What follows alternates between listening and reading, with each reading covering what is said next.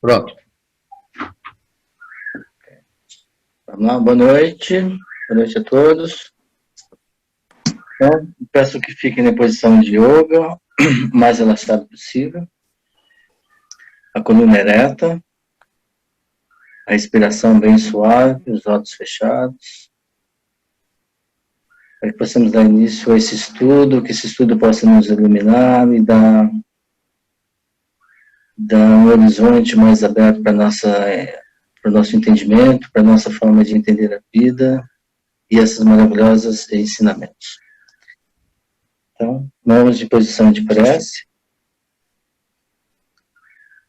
Abhidanandam Satchitam Param Brahma Vedasa Yovyayatma Samatita Hanga Devim Kalyana Shaktim Prapadya Sarvam Pravisati Amtroham Adyaroham Lokibhyaha Shukamedatam Om Shri Sal Shri Sal Shri Sal. Mangala Gayatri. A percepção de sua imagem é a felicidade indivisível, completa, perfeita. Quando percebemos o nosso Atma, que é a imagem de Deus dentro de nós, sentimos a felicidade suprema. Pela visão do Atma, da imagem de Deus dentro de nós, entendemos, sabemos que Deus existe, que Deus é realidade, que Deus é verdade. Analisando o nosso ego superior, vemos que ele é um espírito perfeito, uma mente equilibrada, perfeita, equânime, livre de opostos, perfeitamente neutro. Ele goza da suprema sabedoria. Essa sabedoria divina confere-nos o supremo poder, o glorioso poder divino. Seguindo a vontade de nosso espírito superior, nada é impossível para nós. Tudo que desejamos realiza-se. O homem divinizado, aquele que se entregou plenamente à vontade de Deus, é onipotente. Vemos pela percepção direta a nossa imortalidade. Sabemos que não tivemos começo e não teremos fim. No conhecimento da nossa imortalidade, da sabedoria, do poder, da imensa glória do nosso Atma, nasce o desejo irresistível para a felicidade e o bem-estar de todo o universo. Então exclamamos, ó meu Deus, na forma de puro e eterno Espírito, na forma da matéria e na forma do Parabrahman, que une ambos, e na forma da poderosa energia, seja a glória a Ti para toda a eternidade. Om Rim Sol Shrim Sol Shrim Sol. Namastê. Namastê.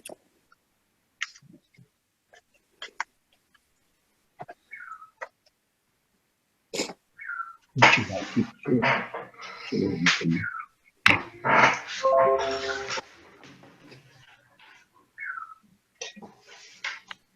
Quem está com a palavra? Você. Eu acho que a gente parou no último capítulo, não tenho uma certeza assim, muito firme, né? Mas é por volta do capítulo 32 a 37. Nós não terminamos, eu acho, o último capítulo. Né? Você lembra quando foi? Faz 2 semanas a gente terminou Só um minutinho. Para mim ficou o 37, né? Aqui o 37. Acho que é 37 mesmo, então é isso. Nós fomos até o 37. Então nós precisamos hoje encerrar esse primeiro capítulo, né? E passar para o segundo.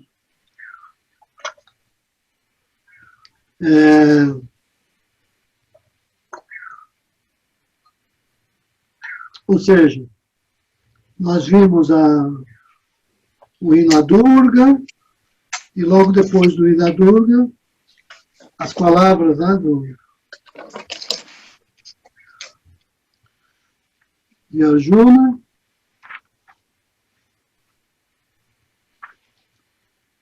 E agora, o desalento, né? Isso. E agora, ou seja, depois que os exércitos soaram as suas conchas, né? A gente vai iniciar essa parte final do capítulo. Então, verso 38, agora. Então, o Pandava, Arjuna, que na bandeira do seu carro ostentava a insígnia de Hanuman, ao ver os filhos de Dhritarashtra alinhados, em ordem de batalha diante dele, próximos ao primeiro choque de armas, erguendo corajosamente o seu ar, assim falou a Krishna, Rishikesh.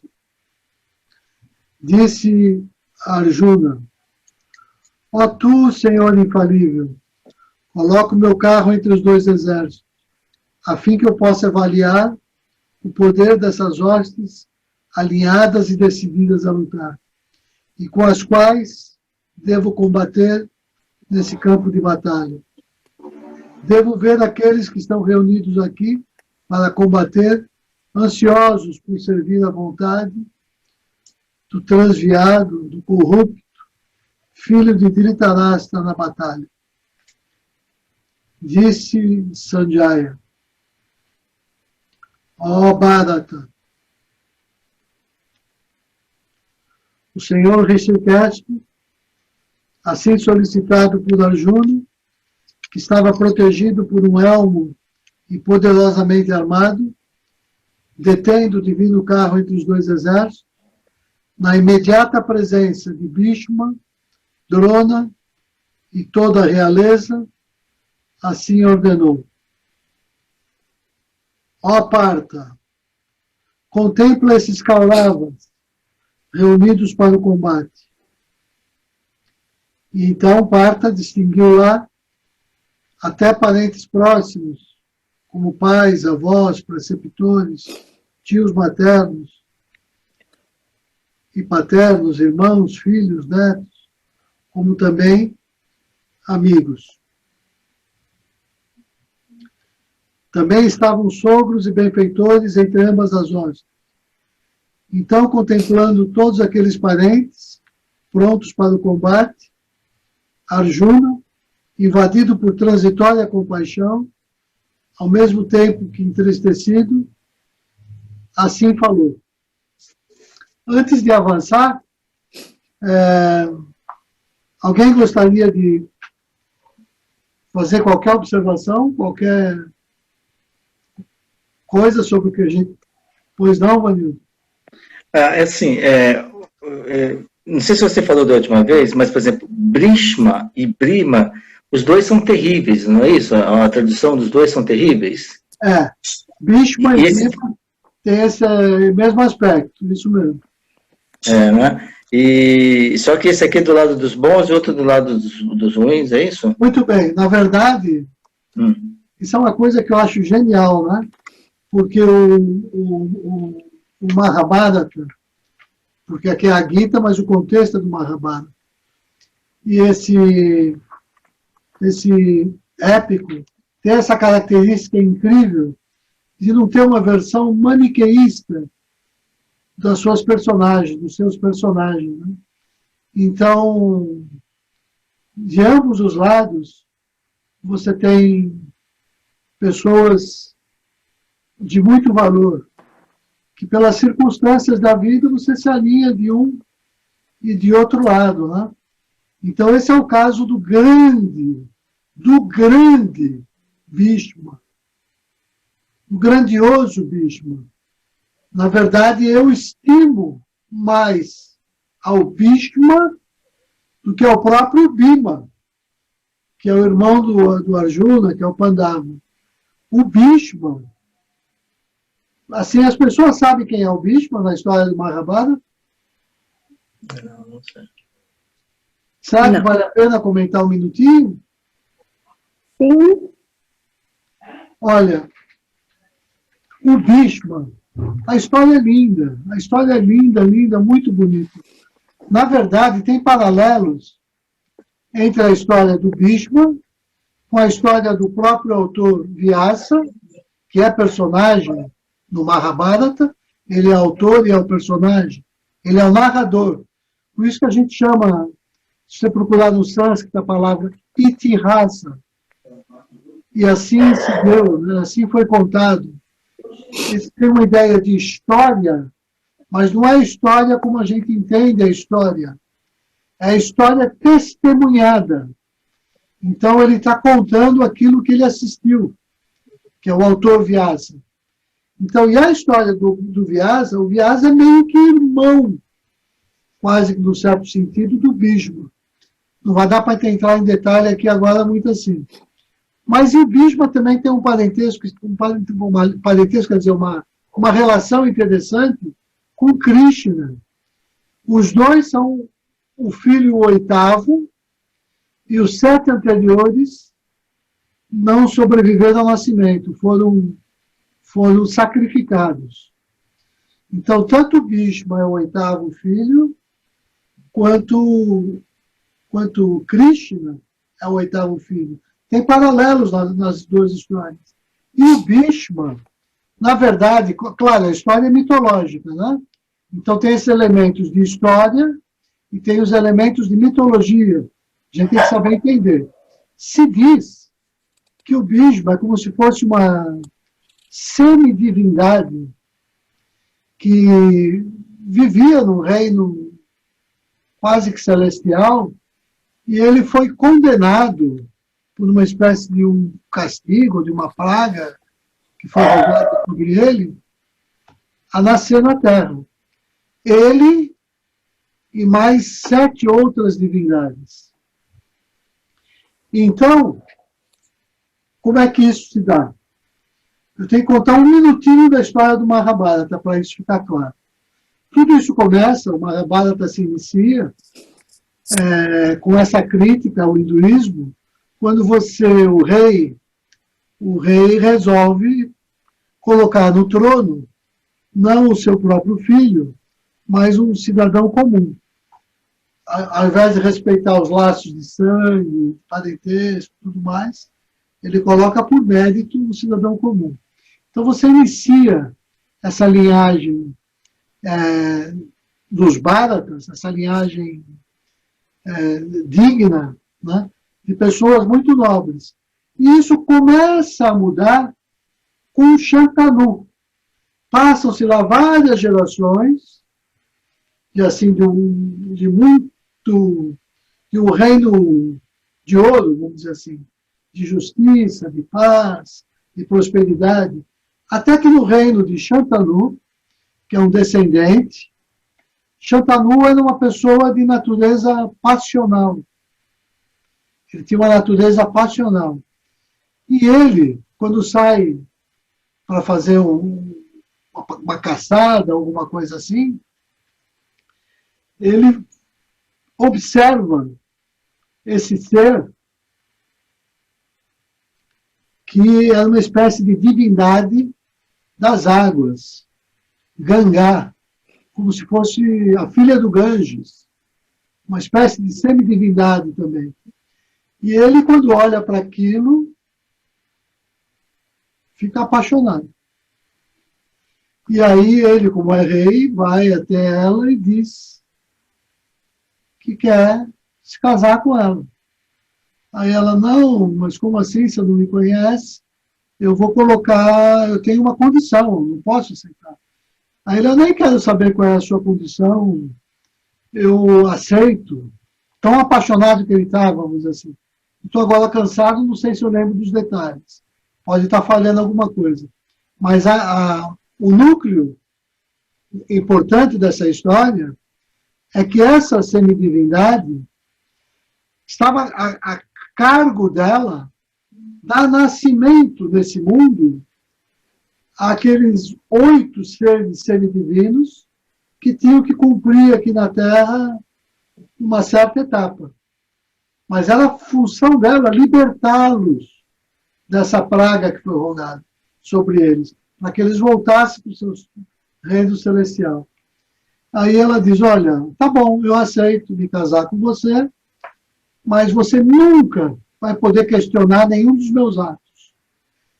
Ele estava tão apaixonado que aí ele cometeu o primeiro erro contra o Shuddha Dharma. Você pode dizer assim, uma certa compreensão da pureza, da essência do Dharma, que ainda não tinha se deteriorado, mas começa a se deteriorar a partir daí, quando as paixões que vêm pelos sentidos nos cegam. Quando ele aceita essa condição, né, de nunca questionar a mulher dele, aí o que acontece? de nunca, nada que ela fizesse, ele nunca poderia... É uma carta branca que ele está dando para ela. Bom, logo que nasce o primeiro filho, ela pega esse filho, leva até o rio e o afoga. E ele não diz nada. Porque ele não pode dizer nada. Porque ela disse que a hora que ele dissesse alguma coisa, esse era o trato. Ela abandonava ele e não voltava nunca mais. Então, ele assiste aquilo calado. No reino, já gera uma certa coisa estranha. Como é que o rei, que tem que proteger a justiça, proteger todos os súditos, não consegue proteger o seu próprio filho e nem controlar os desmandos da sua mulher? Parecia isso. Aí vem o segundo filho, ela afoga. Vem o terceiro filho, ela afoga. Vem o quarto filho, ela afoga. Vem o quinto, sexto, sétimo, ela afoga. Quando chega o oitavo, aí quando ela vai afogar, ele diz, não. Aí ela para. E aí nasce Devavrata, que ela consagra. E aí ela explica para o rei o que aconteceu. Falou, olha, não é que eu mato as crianças, mas agora que aconteceu isso, te aviso, eu estou liberando esses seres divinos de pagarem essa carga aqui na Terra. Eu funciono como se eu fosse uma divindade que está liberando eles. Agora, esse oitavo que você impediu, esse vai ter que pagar um preço aqui na Terra. Ele vai ter uma existência semidivina, meio como humano, meio como uma semidivindade. E, como eu te disse, agora eu vou embora e vou levar ele comigo. Mas eu vou educá-lo em toda a tradição védica, em toda a sabedoria dos Vedas, toda a sabedoria ancestral, e vou devolver ele para você, para que ele possa ser o mais justo dos príncipes a assumir o trono. Eu volto quando ele estiver preparado para te devolver. E eu vou dar o nome para ele de Devavrata. Deva, divino, Vrata. Aquele da palavra, do voto divino. Aquele que nunca, palavra de rei, que nunca volta atrás. Esse é Devavrata. Aí ela vai embora. E ele volta.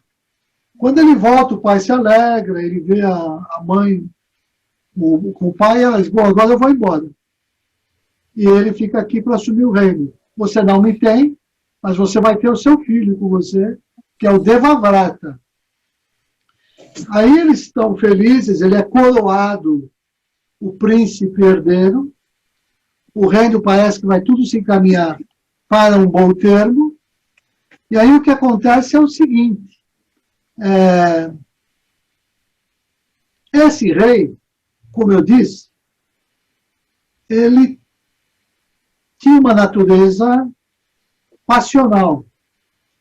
Ou seja, naquela relação que nós conhecemos na nossa disciplina, que o Shuddha Dharma propõe, que é a inversão do funcionamento do ser.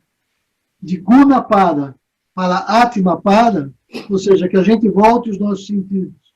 Do foco para o exterior, que a gente volte para o interior, você não pode estar orientado para fora, para os gunas.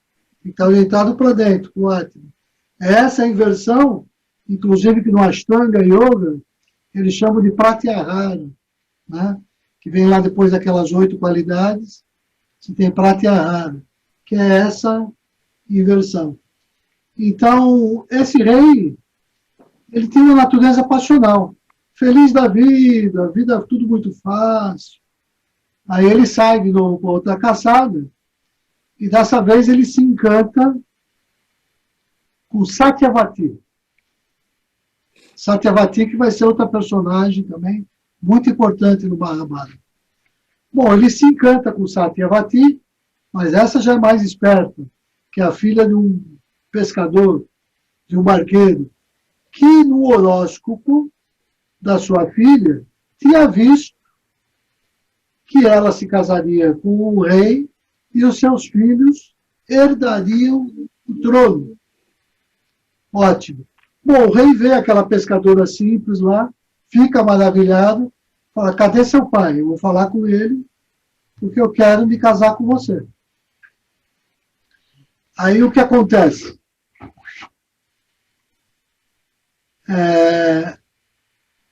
Ele vai pedir permissão para o pai, junto com a filha, eles conversam. Aí o pai fala, não, tudo bem, seria uma honra minha filha se casar com ele. Mas, infelizmente, quando ela nasceu, o astrólogo aqui da região, quando viu o mapa dela, diz que ela seria rainha e os seus filhos os herdeiros do trono. Se tornariam depois, alguém ia se tornar rei também. Então, isso não é possível. Eu não posso dar a mão dela para você, porque você já tem um príncipe coroado, que é o Devavrata. É ele que vai assumir o trono. Aí o rei, inconformado, perde até a vontade de viver. Vai ficando cada vez mais triste. E o Devavrata percebe isso. E é uma semidivindade. Ele é um ser de luz. Ele é um ser austero. Ele é um ser desapegado. Ele quer o bem do seu pai antes que o seu próprio bem. Ele quer a felicidade do seu pai. E percebe que o pai está muito triste. Aí o que ele faz? Eu preciso descobrir o que está acontecendo, mas o pai não fala. Porque seria confessar uma fraqueza assim que ele não queria admitir. Mas esse Devavrata é muito esperto e acaba descobrindo. E aí fala, olha, eu vou lá falar com esse... O que está acontecendo? Eu vou falar para saber direitinho como é essa história. E foi falar com o pai da moça, na presença da moça. Né? Olha, por que você não quer que meu pai se case com a sua filha? É por minha causa? É. Mas eu não tenho apego nenhum ao trono. E em nome da felicidade do meu pai, eu renuncio ao trono, se é isso que você deseja. Para que você possa dar a mão da sua filha para o meu pai. Bom, quando ele pronuncia essa palavra, eu renuncio ao trono, cometeu a primeira bobagem, o primeiro pecado que ele vai pagar pelo resto do épico do Mahabharata. Daqui a pouco eu comento onde é que está o grande erro que ele cometeu e que é uma coisa tão sutil que mesmo na história assim, de todos os países do mundo, no âmbito da justiça, tem aqui aquela coisa que é muito sutil, que para alguns passa com uma decisão bem assentada, de bom senso, bem ajuizada, mas que do ponto de vista espiritual é uma tremenda barbaridade, do ponto de vista de um sábio. Então até aqui ele era um filho maravilhoso, que queria que seu pai vencesse aquela depressão, estava fazendo ele quase morrer. Então ele diz, não, eu renuncio ao reino. Se é essa a condição que você quer, eu garanto para você que eu nunca vou reivindicar o trono, e quando os filhos da sua filha crescerem, eles assumem o trono no meu lugar. Primeiro erro, pecado quase mortal do Devavrata foi esse. Aí vem o segundo. E é isso, na verdade, que vai gerar todo o conflito do Mahabharata e o episódio da Gita. Vem daí. A deteriorização do Dharma e a fundação do Shuddha Dharma para resgatar aquilo que tinha uma lembrança, uma aparência de Sanatana Dharma. Né? Então, o que acontece é o seguinte.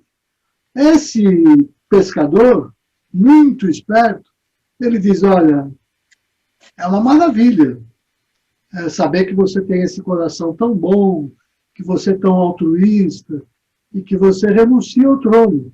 Agora, você só pode falar por você. Você não pode falar por quem ainda não nasceu. E quando os seus filhos nascerem e reivindicarem o trono, quem é que me garante que os filhos da minha filha vão ter alguma chance de assumir o trono? Aí o Devavrata, nobre, desapaixonado, sem nenhum tipo de apego com relação à matéria, totalmente desligado dos gunas, né? Mas ainda com o lado humano totalmente equivocado, ele diz, se é isso o que te incomoda, eu, aqui na presença de todos os deuses, faço o grande voto da minha vida. Eu aqui faço o juramento de que vou permanecer como um celibatário pelo resto da minha vida. E dessa forma, é impossível que eu tenha filhos, e é impossível, então, que alguém reivindique o trono e o filho da sua filha pode ficar tranquilo. Eu faço isso por amor ao meu pai, porque eu quero a felicidade dele, e o trono para mim não significa nada. Eu não tenho ambição de poder. Eu sou uma pessoa despojada, espiritualista, sou uma pessoa livre. Segundo erro mortal, no certo sentido, do Devavata.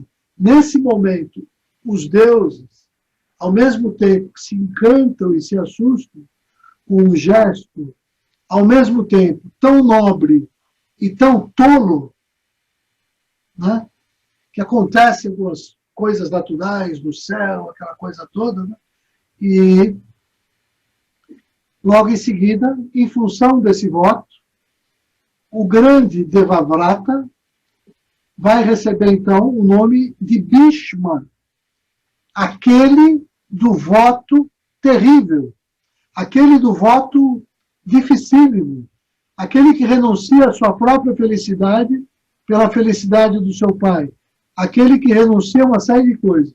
Então, esse é o Bhishma. Agora, por que esse voto é equivocado? Né? Quando ele vai dizer para o pai dele que fez isso, o pai dele tem uma crise maior do que quando o futuro sogro recusou a mão da filha. Mas como que você quer deixar para mim essa culpa de saber que eu sou a causa da infelicidade do meu filho? Você não devia ter feito um voto desse. Aí ele disse, você não pode tirar de mim o direito que eu tenho de fazer os votos que eu quero e me sinto confortável fazendo. Não se preocupe com isso. Porque eu, quando faço um voto, nunca volto atrás e eu sei o voto que eu estou fazendo e eu vou segurar esse voto. Quer dizer, ele sustentando como se fosse um voto nobre. E aí tem uma dupla natureza, que é o que Krishna vai depois discutir. Existem dois tipos de votos que a gente faz nessa vida. Os verdadeiros e os equivocados. Um voto equivocado, tão logo você reconhece que ele é equivocado, a melhor coisa que você faz é quebrar esse voto, se libertar dele, do que levar em frente, simplesmente que você jurou, você ficar preso a um juramento falso. Agora, o que acontece? Quando eles foram ao sábio, grande sábio da região, para contar o ocorrido, como se fosse assim uma espécie de instrutor religioso, aí ele disse para o Bhishma, seu tolo, como é que você pode ser tão irresponsável e egoísta? Como é que você pode proteger o seu pai em prejuízo de todo o reino? Como é que você acha que você tem o direito de renunciar e abandonar todo o povo para ceder aos caprichos passionais do seu pai? Que decisão de mérito é essa que você pensa que tomou? Colocando em risco todo o reino. Essa é a resposta que o sábio dá para ele, para o bispo. Aí ele faz outro juramento. Ele diz, de fato, se... Porque o sábio ainda fala para ele, você é uma pessoa que tem mérito e foi coroado ao príncipe. Como é que você abre mão de tudo isso por alguém que ainda nem nasceu, você não sabe qual é a natureza desse ser que vai nascer e que muito bem pode ser um demônio? Como é que você abre mão do trono em nome de um demônio por nascer? Aí ele diz, ou uma pessoa fraca, ele diz, então eu juro fidelidade a esse reino, e enquanto eu estiver vivo, eu vou proteger para garantir que sempre esse reino seja salvaguardado de todo ataque, de todo risco, de toda destruição. Eu vou dedicar a minha vida a proteger e formar quem for o novo príncipe regente. Eu vou tentar, de certa maneira, corrigir o meu equívoco. Esse é o juramento que ele faz. O grande Bhishma. Então, por isso que ele tem um lado que é de muito mérito. E, ao mesmo tempo, ele, gradualmente, aí a história teria que mostrar as circunstâncias todas que faz com que lá no finalzinho ele ainda fique do lado do rei cego e do Duryodhana, né, que são essas ciladas da vida, e o rei cego pega ele pelas promessas que ele fez, e ele por orgulho e vaidade, um pouquinho de vaidade espiritual, quando Krishna o libera disso, fala, quebra esse voto que você fez, você não tem o direito de me pedir isso, porque esse voto é entre eu e Deus. E se eu cair nessa cilada, Deus quis assim, eu vou continuar fiel a ela. Então, eu vou ficar do lado dos Kauravas. É só por isso que o grande Bhishma fica do lado dos Kauravas. Mas por que eu estou dizendo tudo isso? Porque, na verdade, dos dois lados, tem gigantes espirituais, disfarçados, dissimulados, e às vezes a gente não percebe, não reconhece isso. E dos dois lados, igualmente, também tem pessoas fracas. Não é que um lado, de uma maneira maniqueísta, todos os Pandavas representam o bem, todos os Kauravas representam o mal. Essa é uma visão maniqueísta, simplória, que na literatura ela aparece como nas obras literárias de menor valor.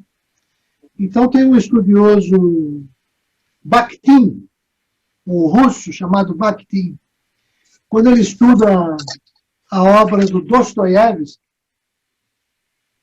ele diz, olha, essa obra, ela tem múltiplas falas, porque ela dá um valor igual para todas as pessoas. Eu vou esquecer as categorias que ele aplicou a Dostoiévski, pois todas essas categorias se encontram presentes no Mahabharata.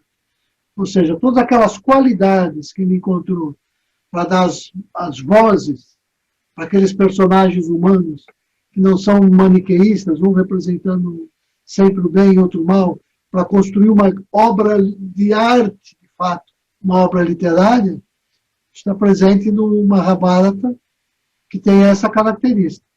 Então, aqui, quando os exércitos estão se arrumando, tem essa descrição, de fato,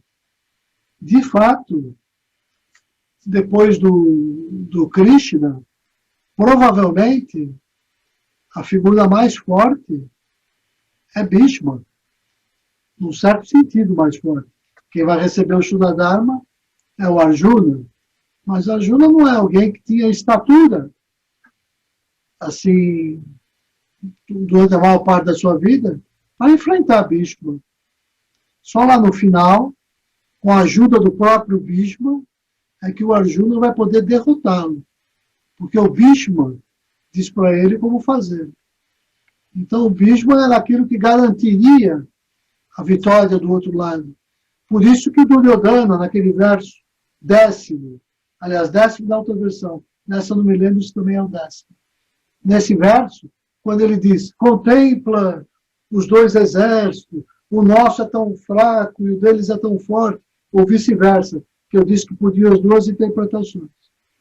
E é nítido para mim que é óbvio que o Duryodhana estava debochando, porque do lado dele ele tinha o Bhishma, e o único que seria mais forte que ele seria o Krishna, já tinha feito também o juramento de que não tomaria parte na batalha. Ele ficaria como um quadrigueiro de Arjuna, mas sem pegar em armas. Então, não ia representar, entre aspas, perigo. Então, esse é o grande Bhishma. E o Bhima é uma espécie de Hércules. É um super-homem, uma pessoa extremamente forte e inteligente, né? mas não tem a mesma estatura espiritual de um Bhishma. Aliás, ele tem uma coisa muito nobre. Se a gente quer entender um pouco, trazendo agora um pouco para o contexto do Shuddha Dharma, enquanto instituição, se a gente quer entender todas essas divisões, esses rachas, esses mal-entendidos que aconteceram na instituição tão necessários, eu tenho que entender quem é Bhima, por exemplo. Ali tem um monte de segredo. Para quem quer conhecer o Shuddha Dharma, de verdade, não esse teatrinho, nada assim de superfície, que é essa coisa que toma uma forma, assim, às vezes até em alguns lugares, de uma seita religiosa menor. Não é isso, Shuddha Dharma, com certeza. Eu acho que hoje pela tarde, sem perceber, quando conversei um minutinho com o Vanildo, a gente estava dizendo sobre isso, sobre o privilégio que é para a gente encontrar essa instituição e ter acesso a tantos conhecimentos que a gente não sabe de onde vem, mas com certeza não é de um ou de outro grupamento, que isso vem quando você sintoniza com aquela fonte do Shuddha Dharma, de fato. Né? Então, porque Bhima é esse personagem, eu preciso, como é que se diz, matar a cobra e mostrar o pau, né? Preciso dar a prova do que eu falei.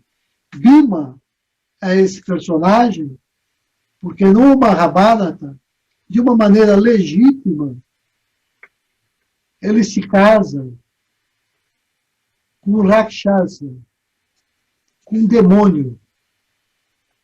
Então, Bhima, o irmão de Arjuna, o Pandava, é casado com um demônio.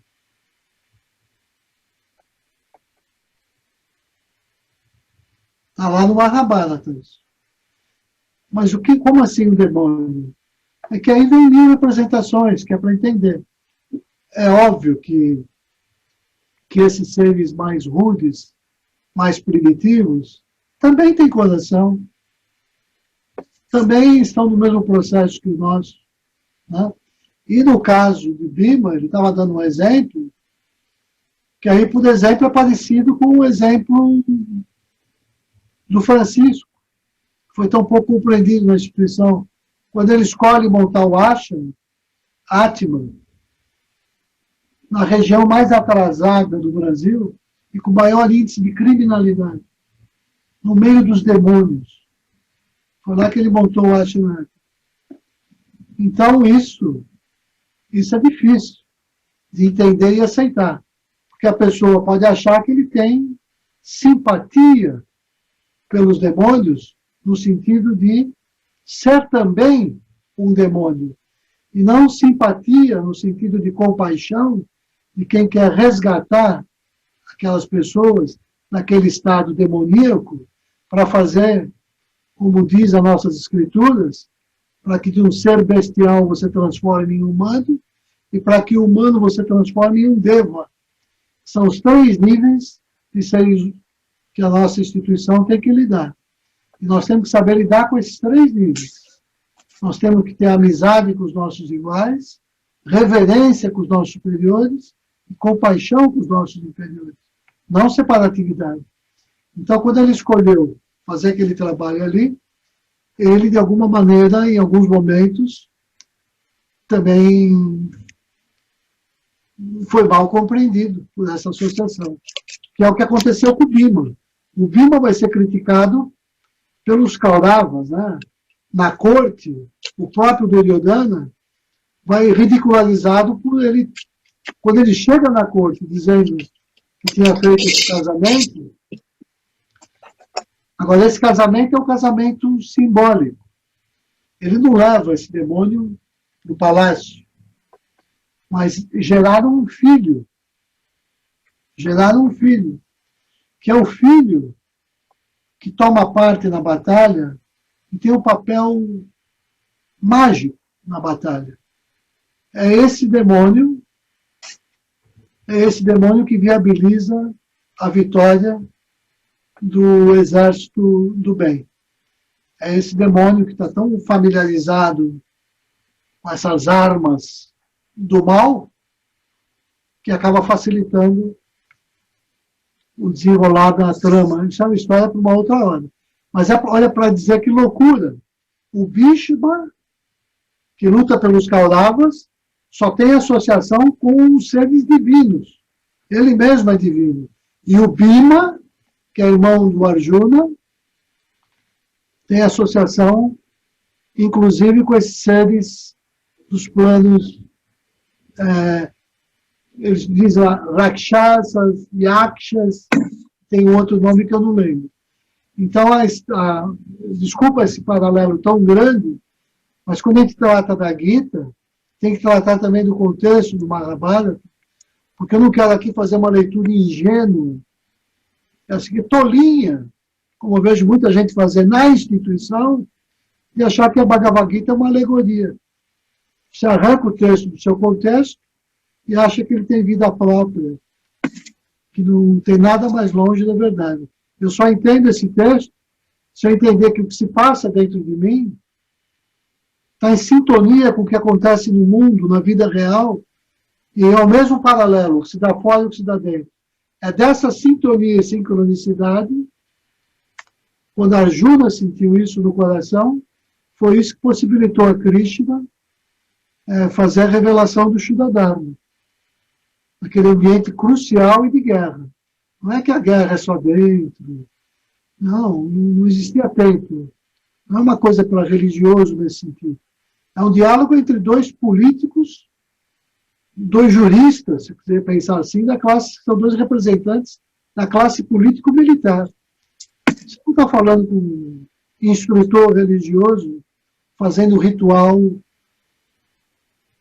para batizar a criancinha ou para preparar ninguém para essas cerimôniazinhas da vida em família. Não está falando disso. Está falando de pessoas fortes que respeitavam esses instrutores, mas estavam muito acima deles. Você não pode querer comparar um Krishna, que era um príncipe militar, e eu falar em tradição Guru Shishya Parampara, por exemplo, né, que é essa coisa que a gente vê em muitas escolas e que de repente quase começa a virar moda dentro do próprio Shuddha Dharma. Que Guru Shishya Parampara? A quem que Krishna se remete como guru?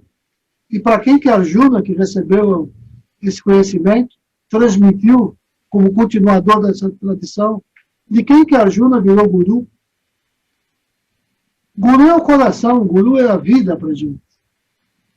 Isso é que é o Shuddha Dharma. Né? É o verso do capítulo 25, o verso 25 da nossa Gita. Isso é o Shuddha Dharma. Esse é o verdadeiro guru, o verdadeiro instrutor espiritual. Quando eu encontro no coração essa sintonia com a vida, e a vida se revela como meu guru, como se revelou para Arjuna no ambiente de batalha, que os próprios personagens que se apresentam na batalha passam para ele conhecimentos que ele precisa receber. Então, tudo isso está implícito nesse verso. Por isso, quando o Vanildo puxou a questão, eu falei, ai meu Deus do céu, eu não sei se é hora de trazer esses assuntos, nunca passou pela minha cabeça de tocar nesses assuntos. Mas eu não faço isso por vontade minha. A gente, quando iniciou essa reunião, nós fizemos uma invocação, e tem outros seres que se fazem presente, e são eles que intuem a condução. Por isso que eu valorizo esse grupo, porque os grupos que a gente forma é para fazer valer a palavra de Jesus. Quando um ou mais se reunirem em meu nome, ali eu me faço presente. É a formação da egrégora, desse campo de força, onde a verdade se instala. Isso é uma verdadeira igreja? Isso é um verdadeiro ashram? Não são os ashrams assim, que viraram templos de pedra, as pessoas mortas, sem nenhuma vida. A vida a gente dá, a gente é a igreja, Porque nós somos a indicação da igreja quando a gente procura viver a doutrina, discutir a doutrina e dialogar de coração a coração. Porque aí a egrégora se forma e os grandes seres se manifestam. Fora disso, vira essa tolice de orgulho, vaidade. Você vai passar 30 anos e não vai dar um passo para frente. Vai estar só enganando a você mesmo. Isso acontece em todas as instituições, inclusive na nossa. Faz parte da nossa lição e aprendizado. Até porque, com o tempo, essas que se deixaram engessar como seitas, a tendência delas é desaparecer.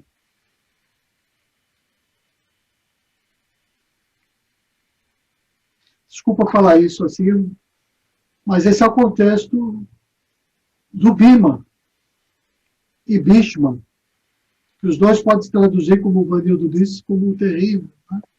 Mas com um sentido diferente. E um está do lado, ó. Que loucura achar que o grande Bhishma, que ilusão, alguém criticar sem saber o porquê que ele está daquele outro lado, cumprindo uma tarefa divina.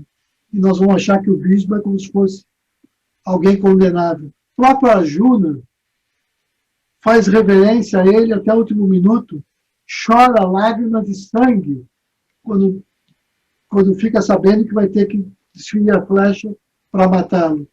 É o próprio Bhishma que lhe dá a última lição e lhe encoraja.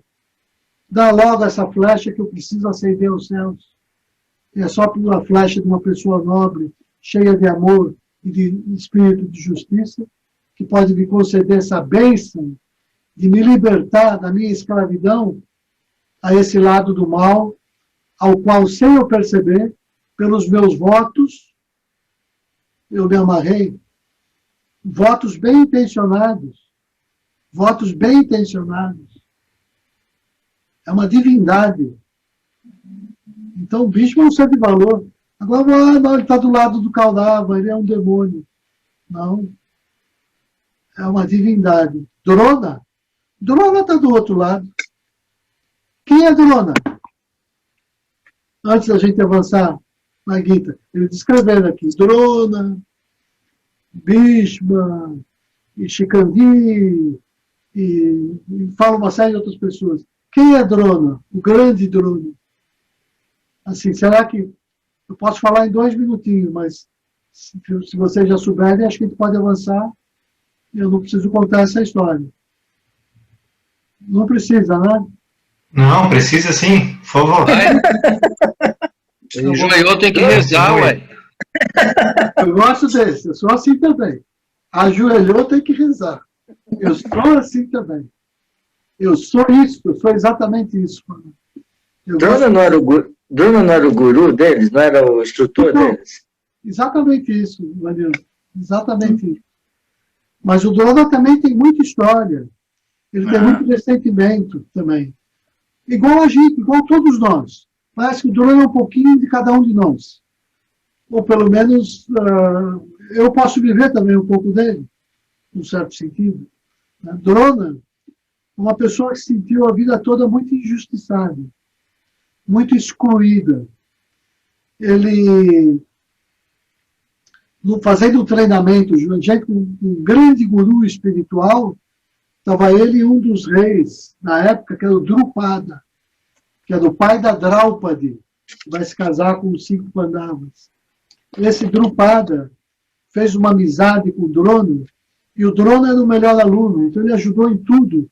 O Drupada, o companheiro de escola, naquele período ali de escola, junto com o seu mestre, os dois eram os amigos inseparáveis. Então o Drona se sentiu valorizado, porque o Drona, como é que eu vou dizer assim, era um pobretão. Era um Zé Ninguém. E o Drupada era um príncipe. E, de repente, o Drona estava todo orgulhoso daquela amizade e ajudando o Drupada, e o Drupada se beneficiando daquele conhecimento todo deles, né? E aí os dois se formaram. E a vida que segue, aí um dia, a vida para o Drona estava muito difícil. que ele era um religioso, e ele estava dando água com farinha para alimentar o filho, vivendo em extrema pobreza. Aí ele pediu uma audiência, foi a esse reino, onde o Drupada era o rei. E aí, quando ele foi à corte, lembrar dos tempos de estudante, ele foi humilhado pelo Drupada, que o enxotou da corte, como um mendigo. Então o Drona tinha esse trauma. E ele se dedica a vida toda até ele conseguir, com muito esforço, esse emprego, essa função de tutor dos filhos do Pandu e do Dhritarashtra, dos Pandavas e dos Kauravas. Ele foi o instrutor espiritual e o instrutor, como é que se diz, das artes marciais, acho que pode falar assim, pessoa que formou o caráter tanto dos Pandavas quanto dos Kauravas. Foi o Drona. Mas como é que ele vai parar lá no lado dos Kauravas na guerra? Olha o ressentimento na época em que ele foi humilhado. E ele acaba, no final, jurando de morte o Drupada. Então, era uma pessoa de muito valor, mas estava machucado, muito machucado. Assim como é normal, nós somos humanos. Cada um tem a sua cicatriz, a gente não sabe onde está. Um tem uma vaidade escondida, o outro tem uma fraqueza. Cada um tem a sua. Um é a luxúria, o outro é não sei o quê, o outro esconde aqui, o outro esconde ali. Mas a gente não sabe que nada está escondido no chuva d'água. E uma hora vem à tona. Né? Uma hora vem à tona. Então, esse é Drona. Uma pessoa estava do lado dos Kauravas, mas era o mestre deles. Tinha uma razão de estar ali também. E o próprio... Olha, o Drona fez uma coisa que com isso eu termino a fala do Drona, porque afetou até o Arjuna.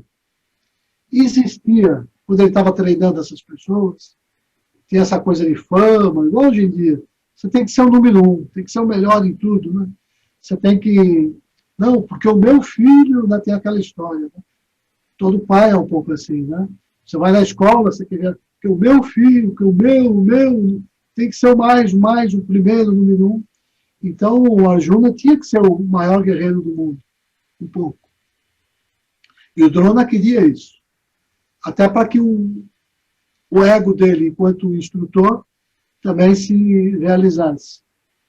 E apareceu um menininho autodidata, que cultivava o Drona, sem o Drona saber, imitava tudo que ele fazia sem ele saber, que quando apareceu ante ele, se apareceu com mais qualidade que o Arjuna. E pediu para ser discípulo do Drona. Aí o Drona falou, você quer ser meu discípulo? Você tem que, como todo mundo, pagar, né? Você já atendeu um desejo meu. Seja lá o desejo que eu te pedi, você tem que cumprir, que é o teu pagamento. Todos eles tiveram que fazer isso. No caso dos Pandavas, foi atacar o Drupada. Foi o pedido do Drona no final. Mas aí você tem que atender um desejo meu. Falei, tá bom, eu atendo qualquer desejo, eu tenho até tua estátua aqui, eu tenho uma idolatria, eu te adoro. Né? Então, ótimo, que bom que você me adora. Você me adora mesmo? Tá, adoro. Então, você pega esse facão, põe tua mão aqui e decepa o teu polegar direito. Aí todos ficaram assim assustados, porque era esse polegar que era fundamental para a arte do arco e flecha, onde ele era o maior de todos, maior do que Arjuna. E o próprio Arjuna se sentiu incomodado, porque ele queria ser o maior numa batalha justa, e não por um ato covarde como esse.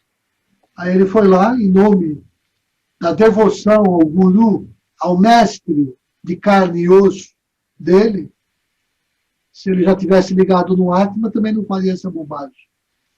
E por devoção ao mestre de carne e osso, né, podia pedir que ele fosse para o abismo, que ele iria.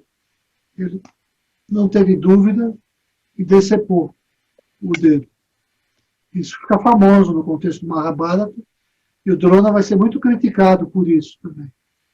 Mas aí ele argumenta que ele fez isso, não porque ele quisesse proteger o Arjuna, mas porque o reino de onde o Eclávia vinha era um reino maligno, estava se preparando para a guerra, e com um guerreiro como aquele, que tinha acesso a armas celestiais, na forma do arco e flecha, aquele reino ia fazer muito mal para o mundo.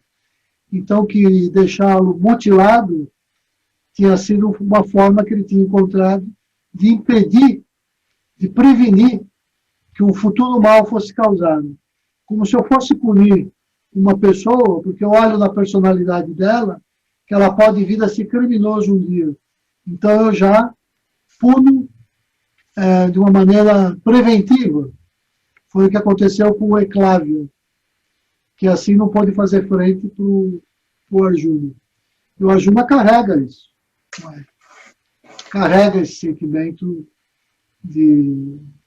dessa história. Então, tudo isso vem nesse contexto humano, demasiadamente humano, que às vezes a gente perde de vista quando lê só a Gita e leva tudo para o campo do não humano, daquilo como se fosse aqui tudo só de uma escritura sagrada em todos os sentidos. É claro que é, porque a escritura sagrada desce para os humanos, mas o humano tem um contexto humano, que às vezes a gente precisa conhecer para entender até o porquê da escritura ter se materializado dessa forma. Que não foi diferente quando Moisés vai receber os 10 mandamentos. Né? Ele tinha aquele contexto também de idolatria, de uma série de coisas. Tanto assim que ele mesmo não ia entrar na Terra Prometida. Ele morre antes. Bom, eu não acredito que a gente está 1 hora falando e a gente não leu, só lemos um verso. Mas isso faz parte da Gita, né? Então, pronto. E agora, o que nós fazemos?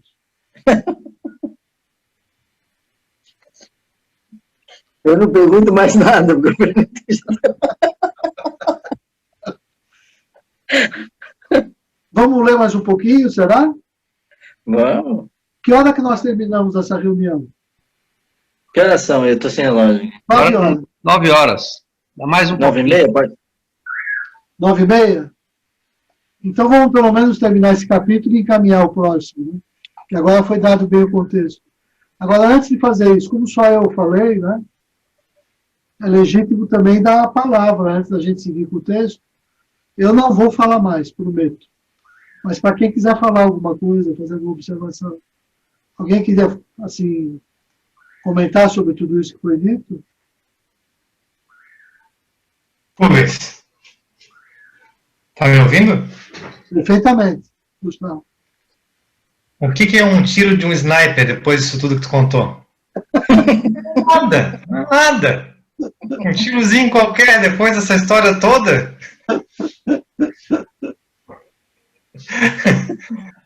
Brilhante, brilhante e...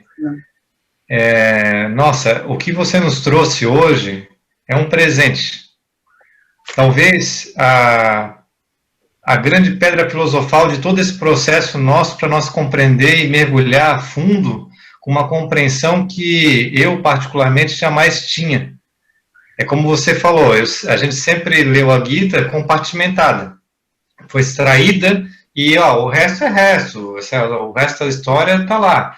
Mas o que importa é isso aqui. Mas a compreensão da Bhagavad Gita necessita dessa análise sistemática de todo o enredo, de toda essa história. E, salvo melhor juízo, a minha impressão é que você esteve lá, porque você conta de uma forma tão... É belíssimo, a gente mergulha, a gente imagina as cenas, você consegue trazer com muita propriedade, com muita serenidade, né? Isso que você está cansado, segundo você disse, né? Imagina quando você estiver num estado de acordar cedo, né? Falando devagarinho, às 7 horas da manhã, ele já passou o dia todo, né? E está aqui com a gente se dedicando a esse trabalho tão belo. É só esse o registro. Tem um segredo aí, eu posso revelar o meu segredo, na verdade, né? É que o Mahabharata, ele tem em vídeo 3 versões e em texto você tem algumas compilações resumidas e tem o texto completo. Até hoje eu nunca consegui ler o texto original completo. São 10 volumes. Aqui eu tenho 2 volumes dele. Esse aqui, esse é um volume de uma das edições do Mahabharata, né? Então, esse é um volume. Nossa. Então, 9 ou 10 desses, né? Eu não consegui ler. Então, eu li resumos menores dele e fiz uma coisa que me ajudou.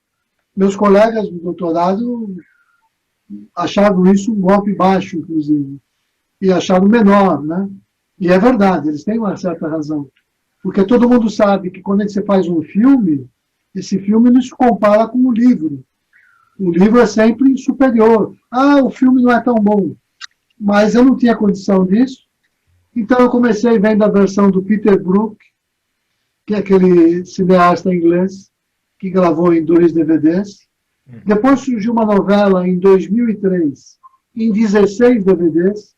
Eu assisti essa novela, não sei, umas 10 vezes.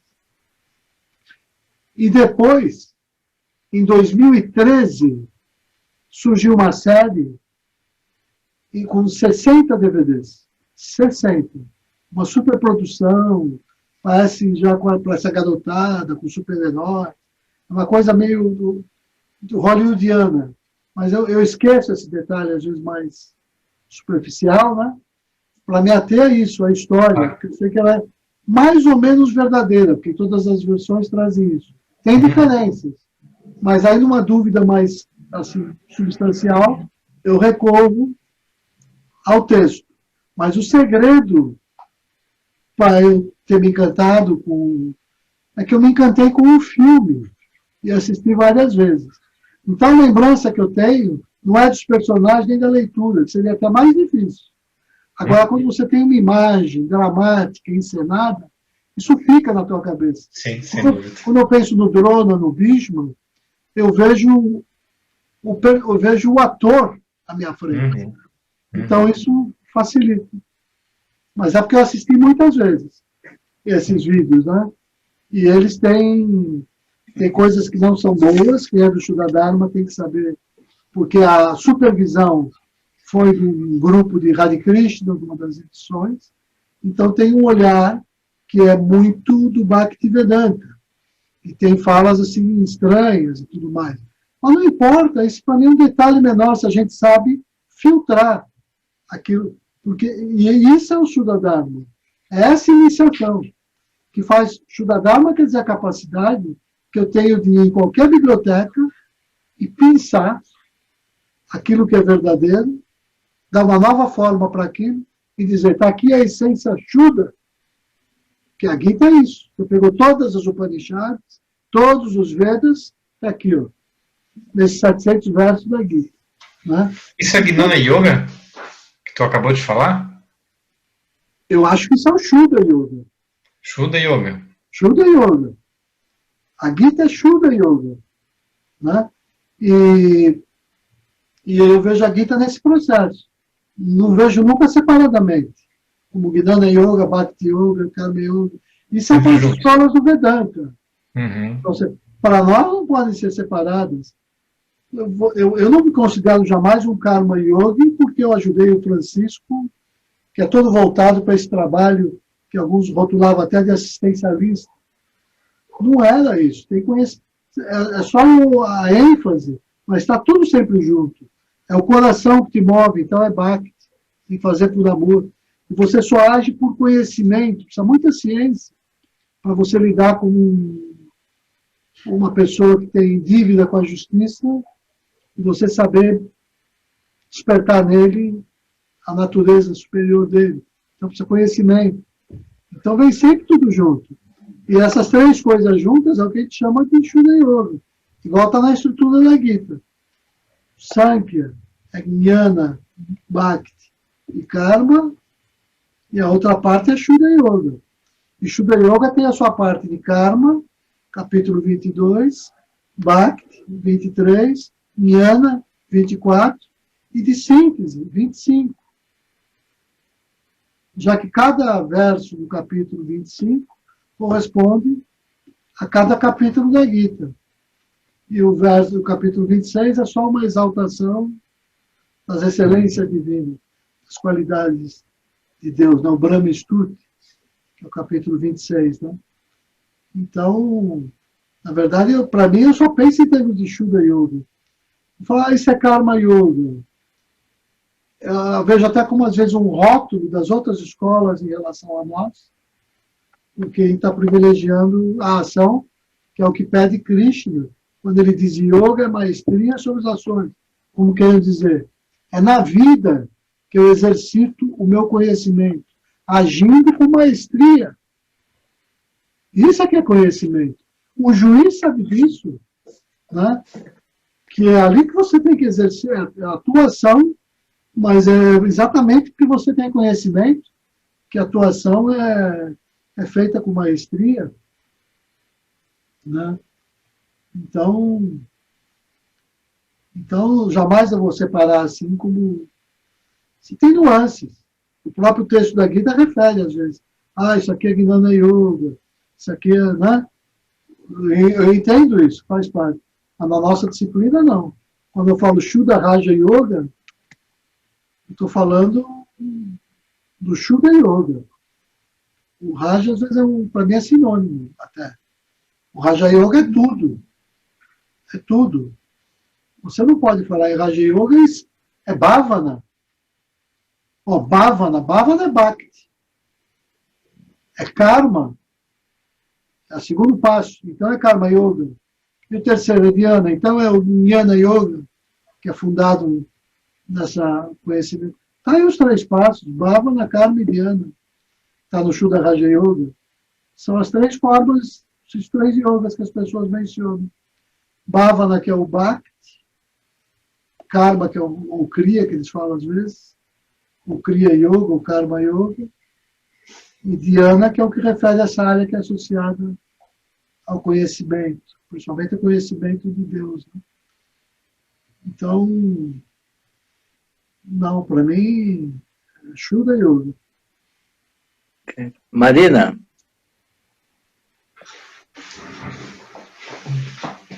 A Marina está aí? Estou aqui, sim, pode falar. Fale você agora, alguma coisa, está quietinha? Não, eu estava aqui pensando, e eu acho que sim, que a minha primeira incursão pelo Bhagavad Gita me passou uma imagem que, nesse momento, eu percebo que ela foi muito simplista, né?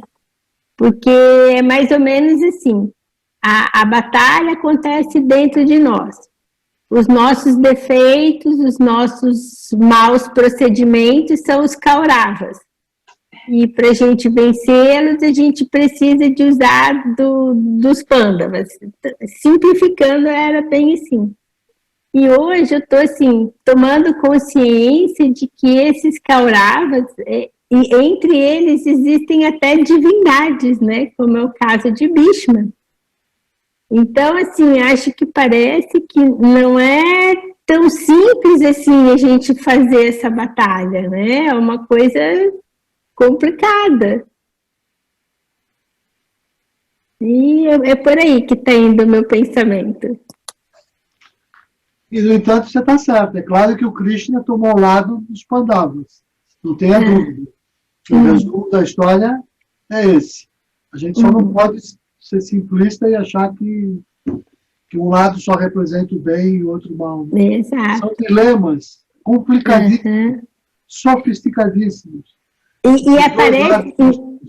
Me parece que é exatamente aí a raiz daquilo que a gente estava discutindo no nosso último encontro, dessa relatividade, né, que acontece dentro do Shuddha Dharma, isso que a gente chama de relatividade, né, porque são muitas situações, muitos envolvimentos, né, então não dá para ter um julgamento único e válido para todas as situações.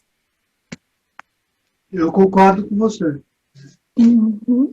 E, em geral, isso acontece dentro, você disse bem.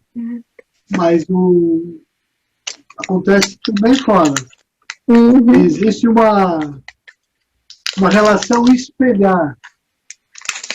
Quando essa relação é realmente espelhar, eu estou no Shuddha Dharma, que é o que aconteceu com o Arjuna. O que ele vê fora é exatamente o que ele está vendo dentro dele. Kurukshetra, que é o campo da ação, Kuru, imperativo do verbo fazer, haja, e também o sobrenome da família dos Kauravas, né? Então, campo dos Kauravas, campo de batalha, Kurukshetra, e Dharmakshetra, o campo da consciência, o campo do espírito, o campo que eu trago da ética, no coração.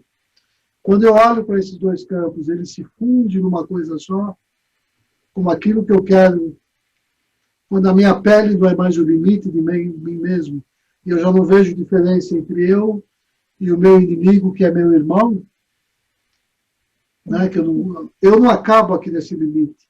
Eu vejo que o que é dentro e fora? Isso começa a ficar igual num sonho. Num sonho estão todos os seres dentro de nós. E, ao mesmo tempo, não, né? Então, esse estado de consciência do sonho, que é um pouco diferente do estado de consciência da vigília, ele também se expressa, em parte, na vigília, por meio da meditação, que faz com que a gente acorde para esse estado alterado de consciência, que é um estado que me aproxima, me prepara para o samadhi, para o êxtase, para as experiências de Ananda, que é quando eu alcanço esses outros planos de consciência, mesmo na vigília. O sonho é treino para isso. É que os 4 estados, né? Como é que é? Agora eu vou esquecer o nome, né? Svapna, não vou lembrar agora, eu já estou cansado. Né? Turiya é o 4º estado, eu lembro disso. Depois tem os outros 3, eu não vou. Mas a vigília, sono, sem sonho e Turiya. A neurociência vem perceber isso agora. Você tem a fase REM, né? E depois a fase não REM, e é na fase REM que você sonha, por exemplo. Mas isso aí já é outra história. Vamos seguir com a leitura? Vamos? Vamos. Então tá bom. Onde eu parei? No 46. 46. Deixa eu só tomar um pouquinho de chá.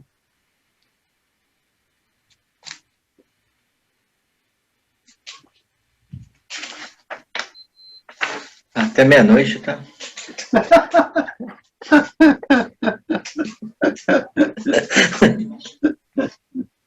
Ai. Termina. Esse aqui é curtinho, olha só. Se você verificar, vai até o 54. Não é possível que a gente não conclua isso hoje. 46.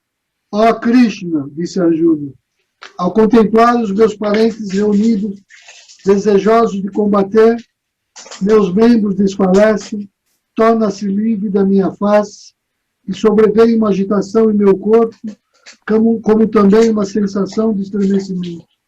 O grande arco Gandiva se afrouxa em minhas mãos, minha pele escalda, já não sou capaz de manter-me firme, e minha mente parece vacilar. Ó Keshava, julgo que as poderosas razões que eu tinha para combater me parece agora como se fosse o contrário. Tampouco creio que a nossa prosperidade aumentaria à custa da morte de meus parentes na batalha. Ah, que perdurável iniquidade estamos empenhados em perpetrar, a esforçar-nos por mera gananciosa satisfação para nos apropriar da soberania da terra, sacrificando os nossos parentes. Certamente é mais meritório viver de esmolas que matar a esses preceptores de elevado espírito. Além disso, como poderia eu, alguma vez, sacrificando esses mestres de nobre aspiração, gozar aqui de festins manchados de sangue? Não sabemos ainda qual das duas atitudes antes mencionadas nos conduziria à prosperidade, e também ignoramos se alcançaremos a vitória ou se seremos derrotados. Ainda mais, matando todos esses filhos de Dhritarashtra, resolutamente alinhados diante de nós, talvez, daqui por diante, não desejaríamos viver. Meu entendimento se desvia pelo corruptor apego pessoal ao fruto da ação, causado pela ignorância do Supremo Dharma. Aspiro a aprendê-lo de ti. Instrui-me nessa ciência divinamente revelada. Eu sou o teu discípulo, salva-me, eu te suplico. Disse Sanjaya. Assim falou humildemente Arjuna no campo de batalha, e abandonando o arco com a aljava, encaminhou-se para a frente do centro onde estava sentado o divino Auriga, permanecendo ali com a mente perturbada por dolorosa angústia diante da ação que deveria decidir a praticar. O Vanildo me deu 10 minutos, 9h30 a gente termina. São 9h20.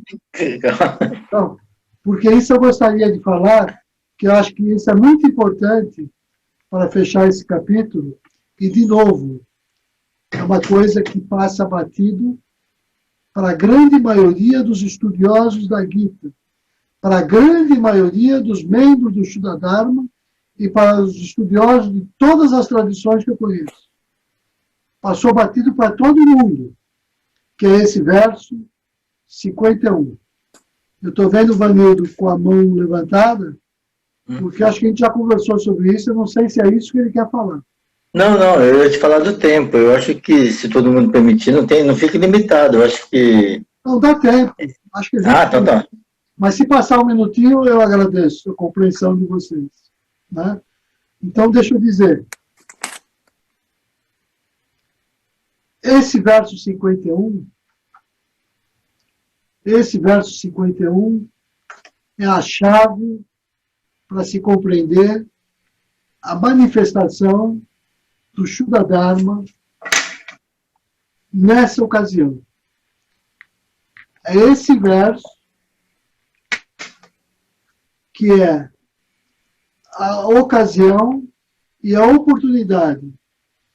É esse verso que mostra que existe em Arjuna o campo mental adequado para que de Krishna se instale essa força que faça com que o Shuddha Dharma seja manifestado nesse planeta.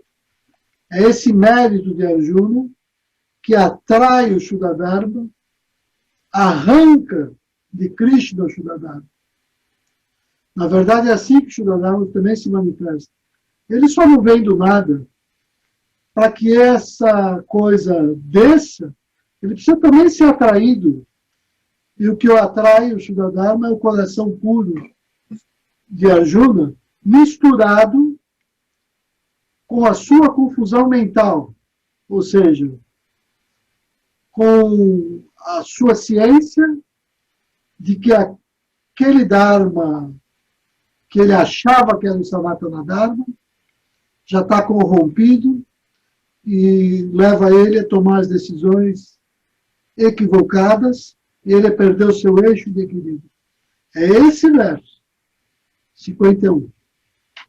É esse verso que é uma crítica veemente ao hinduísmo. É uma crítica veemente a toda a tradição védica. É uma crítica veemente a todas as correntes que sobreviveram até hoje e que são críticas ao Shuddha Dharma, que não se alinham com o Neo Vedanta, que se aproximou do Shuddha Dharma. É esse verso. Tem uma palavra-chave nesse verso, para a gente entender. aqui, que é o seguinte.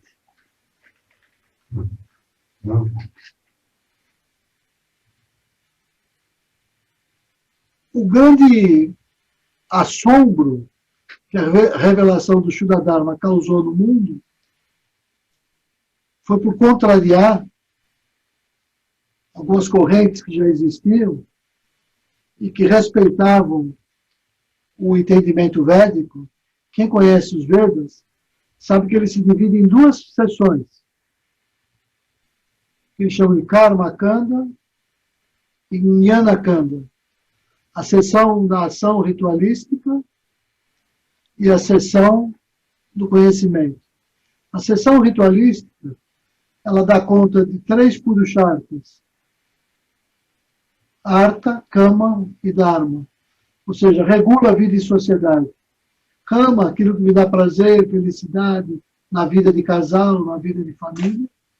Artha, aquilo que faz com que eu prospere na minha vida, nos meus esforços, nos meus empenhos, inclusive na minha vida social e de negócios, vamos dizer assim. E Dharma, que é o que regula essa ordem social.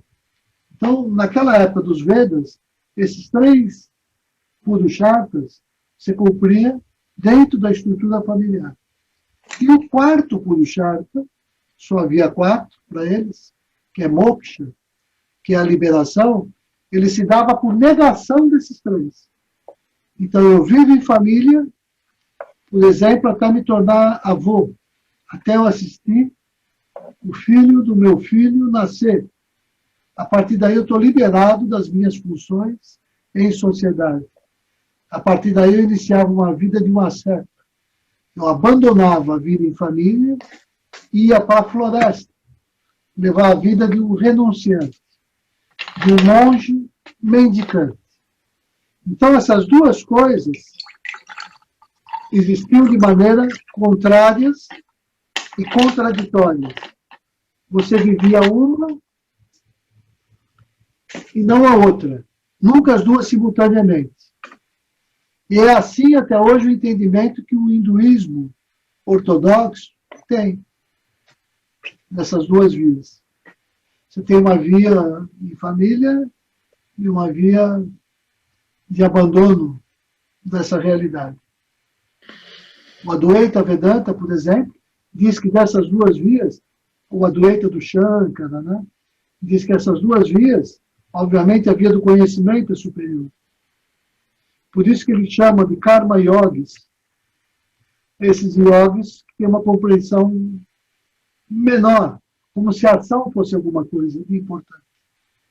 Que para o Advaita Vedanta, que segue a via do conhecimento, não é importante a ação. Porque ele sabe que a ritualística é como se fosse esse teatro, que não tem valor de verdade, nada do que você faça. A grande questão do mundo é a questão da ignorância. Você sai da avidya, ignorância, para avidya, conhecimento, sabedoria. Uma vez que eu obtive o conhecimento, esse erro sobre o samsara e o nirvana se desfaz e a questão está resolvida. Eu não preciso agir no mundo. Quem acha que precisa agir, você rotula de Karma Yoga. É um estágio preliminar. Por isso que eu falei que às vezes eu não gosto dessa expressão Karma Yoga.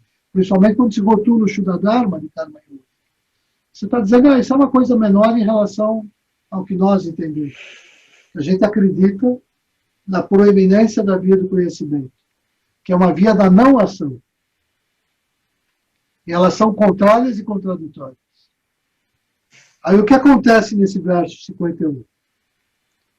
O grande Arjuna dá expressão em um verso a tudo isso. Ele diz, eu represento aqui essa tradição falida, védica, e eu estou confuso. Então eu vou dizer, vou sair dessa vida de sociedade, onde eu tenho funções da classe político-militar, função de família. Eu vou abandonar a via da ação, porque eu sou um guerreiro, eu sou alguém que age. É melhor viver como um mendicante.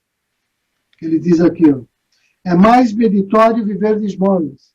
Ele está dizendo, em outras palavras, embora ninguém traduza assim, e ninguém gosta de deixar isso claro numa nota de rodapé, ele está dizendo, eu vou abandonar a via da ação e quero seguir agora a via da iluminação para alcançar moksha. Eu vou para a floresta, vou virar um monge renunciante. Eu não vou agir, eu vou buscar o conhecimento. Aí o Krishna vai dizer para ele, tolinho, bobinho, né?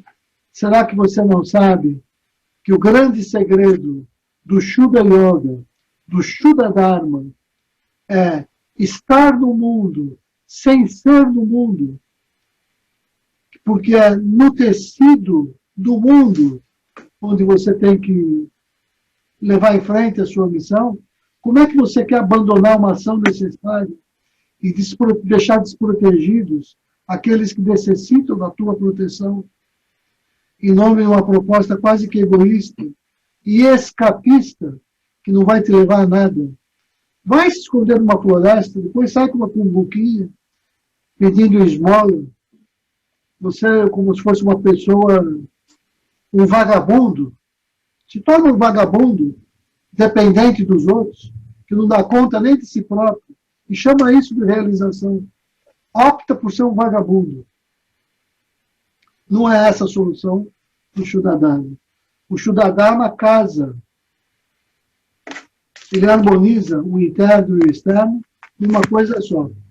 Lute, não pela tua vaidade, pelo teu egoísmo, por interesse pessoal. Lute como um instrumento do sagrado, como um canal do sagrado. Deixe o sagrado se manifestar em você e seja um instrumento de Deus para trazer para esse mundo a justiça, o bem, a harmonização de todas as instituições, a divinização desse mundo vai se dar se nós ficarmos no mundo e não se nós fugirmos do mundo, que era a proposta do hinduísmo. E não é à toa que ainda é aquele país tão descuidado materialmente, tão pobre, tão atrasado, no certo sentido, até a Idade Média, que foi invadido e dominado por tudo quanto é povo, desde o muçulmano até o inglês. Por quê? Por causa dessa confusão de achar que tem uma via de um extremo de um lado e outra via do outro extremo. Os grandes sábios nunca trataram assim, mas isso foi difundido assim como uma espécie de religiosidade popular.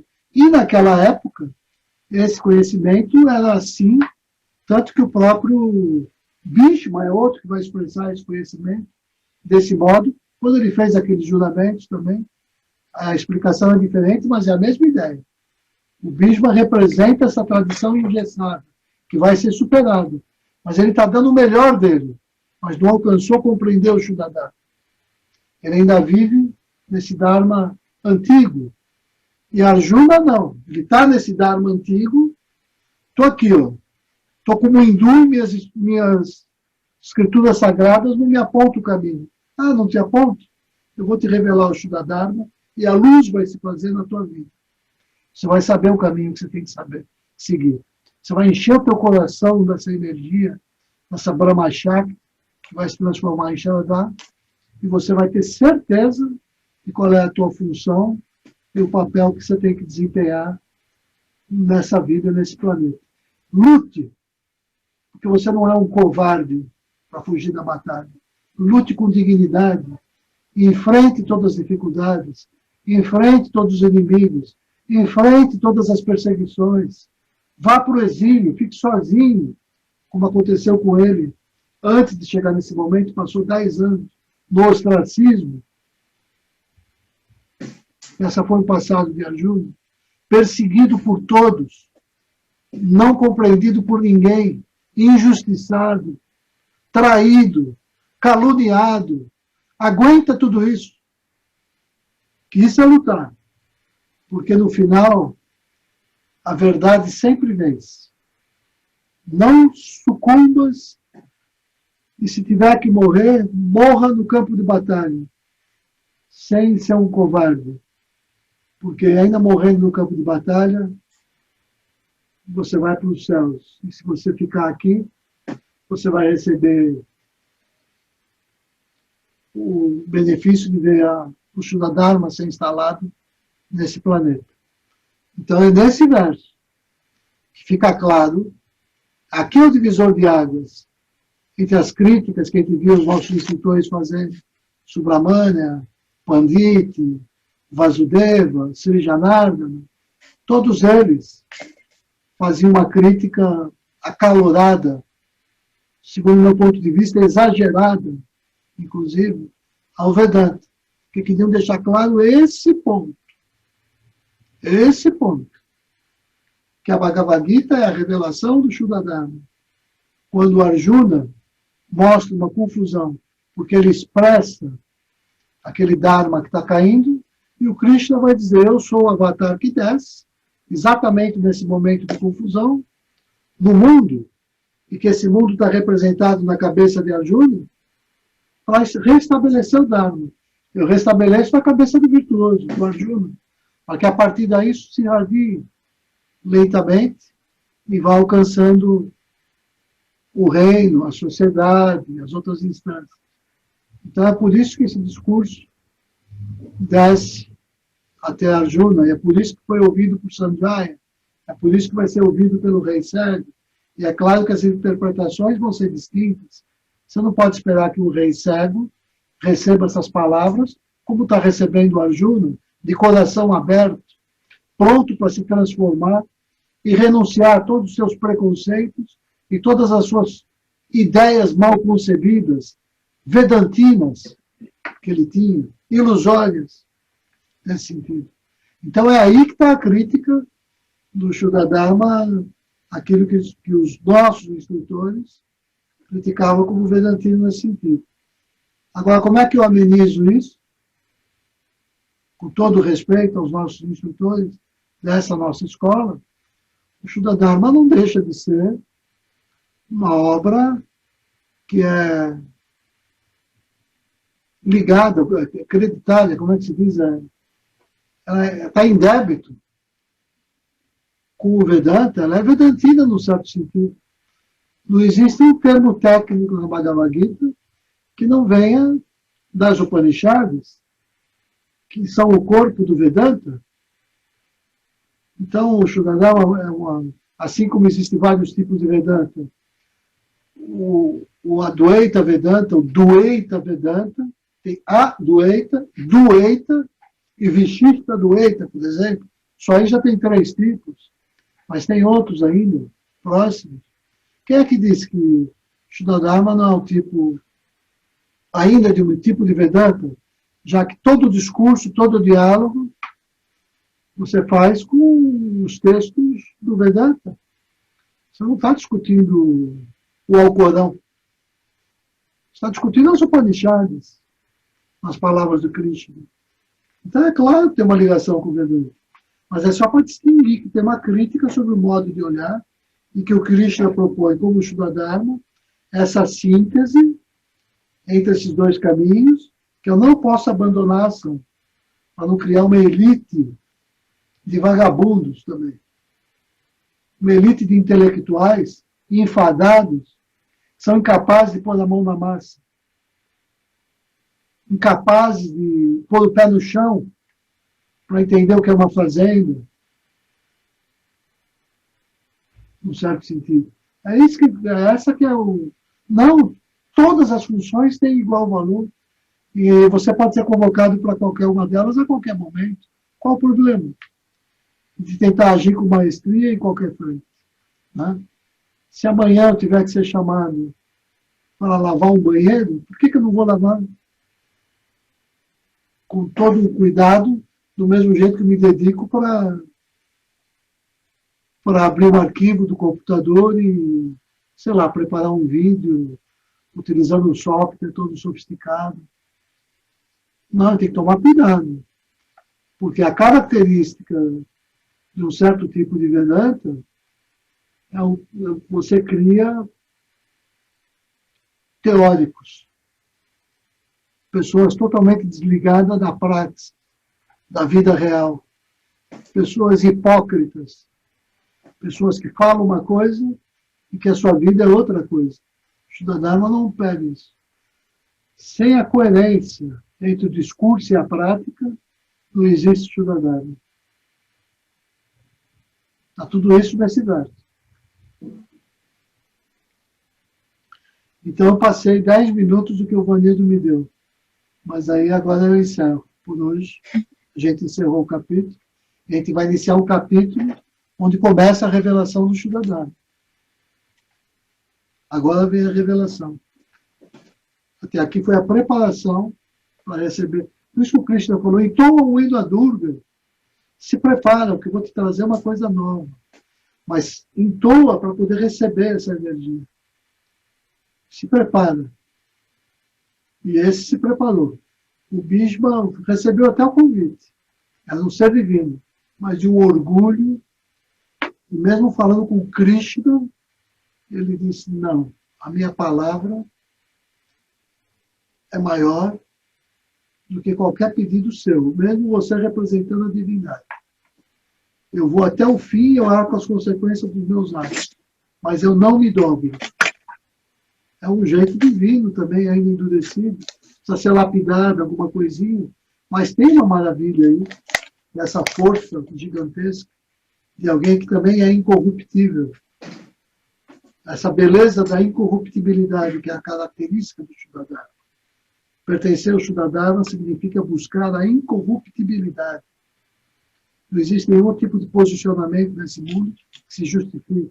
Que eu me alinhe com isso ou que eu me alinhe com aquilo. Eu tenho que me alinhar com o que é incorruptível. Foi o que o Krishna fez. Na medida do possível, deu voz aos Pandavas, que representavam aqueles que não eram umas raposas, em luta pelo poder e para receber todo tipo de vantagem.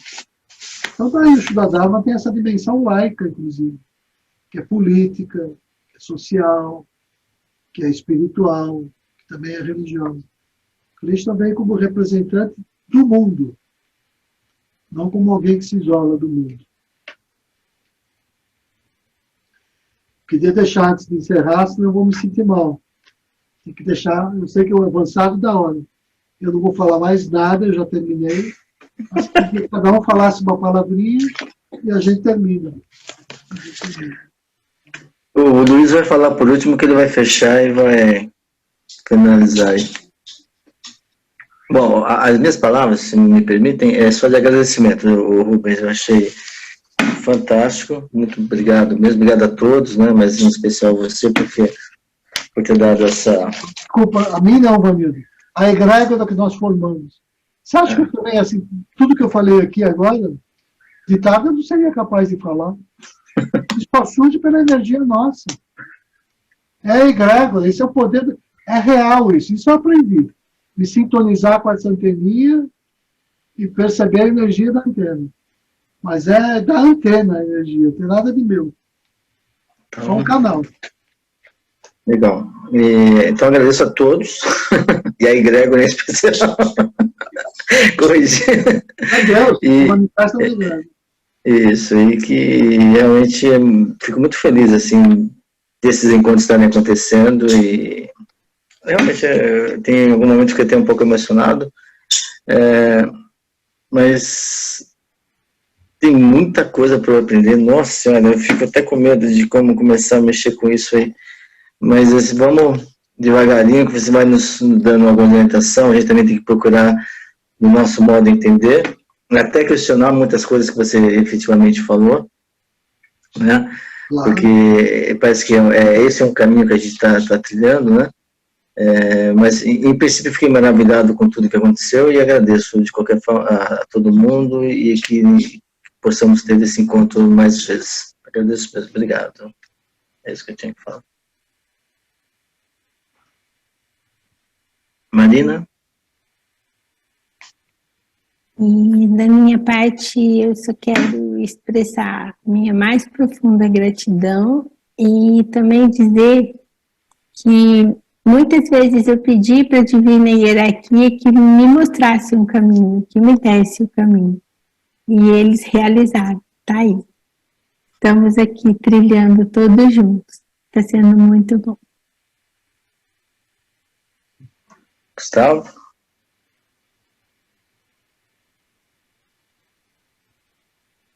Só agradecer também, Vanildo e todos, especialmente aí ao nosso querido Rubens, pelo grande trabalho que foi realizado no dia de hoje. Não sei se eu vou conseguir dormir fácil essa noite. Estou muito É muita informação. Agora essa história de que está cansada, posso até estar com o corpo cansado.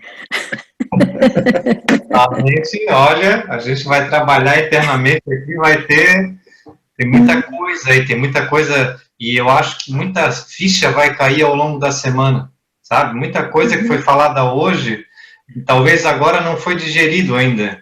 Ela simplesmente, sabe, ela fez com que algo acontecesse internamente, mas o movimento maior ainda está por ocorrer.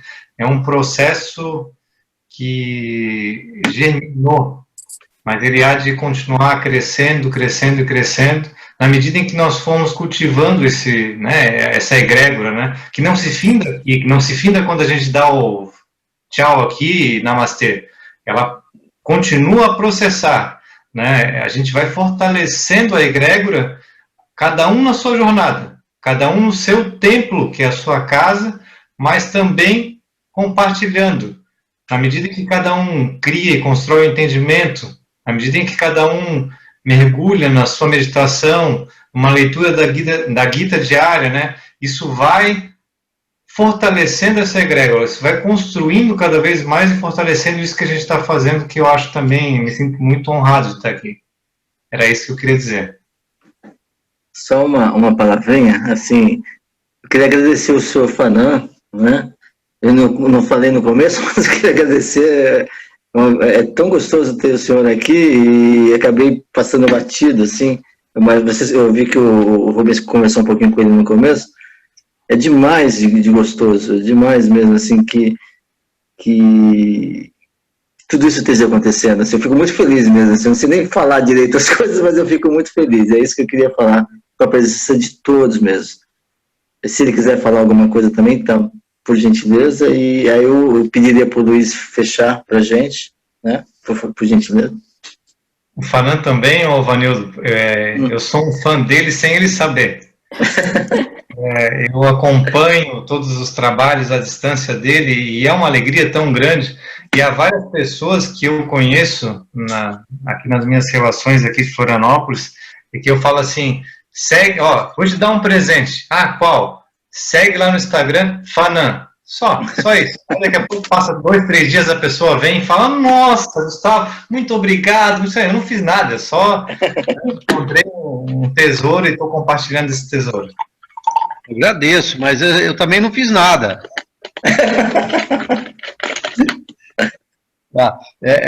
O Sofanã, ele não quer falar nada não, tá só mandando um abraço para vocês aqui. Mandioto, obrigado. E eu fico muito feliz com esse encontro, e a hora está adiantada, mas eu estou lembrando aqui do Rupert Sheldrake, que é um biólogo que está estudando aí, e ele tem aquela teoria dos macacos lá, né, que numa ilha, um macaco lá foi lavar a batata, e de repente na outra ilha lá distante, não sei quantos quilômetros, os outros macacos começaram a lavar a batata para comer.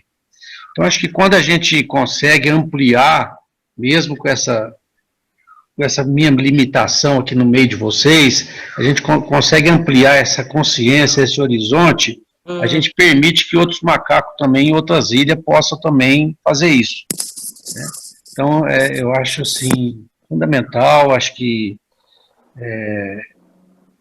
que nem o Gustavo falou aí, né? A gente vai, isso tudo vai germinar ainda, e de fato não é por acaso esse encontro, e nós temos que aproveitar o máximo disso. Então eu fico muito agradecido a cada um de vocês, principalmente ao Rubens aí, o Vanildo que teve a ideia aí, enfim, vamos junto. Você vai falar alguma coisa, Rubens? Não vou perguntar não, pode falar. Eu também agradeço, porque essas coisas só germinam quando o campo acontece. E o campo é essa relação de fraternidade, de amizade, que é a mesma coisa que aconteceu na academia platônica, com Sócrates, por exemplo. Você reúne uma série de pessoas em torno do mesmo ideal e as coisas começam a acontecer. Acho que o Shuddha Dharma é isso. E acho que nós estamos atrás disso, todos nós. Então, para mim, encontrar vocês também, é claro que foi igualmente prazeroso. É difícil encontrar, assim, pessoas da instituição, com muitos anos de conhecimento, com experiência, para a gente poder falar as coisas sem receio, sem medo, trocar experiências. Né? Essas coisas nem sempre a gente pode falar. Não dá. Né? Muito bem. Então, vamos lá, né? A gente fecha os olhos, com as mãos juntas diante do coração, e a gente, com profunda reverência a todos os grandes seres, a todos os seres, nós encerramos esse sagrado encontro. Om Namaha, Sri Parama Rishibhyo, Yogi Bhyāha, Subhamastu Sarva Jagatam. Om. Om.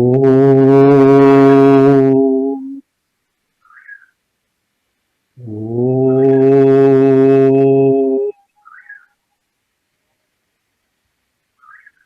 Namastê. Namastê.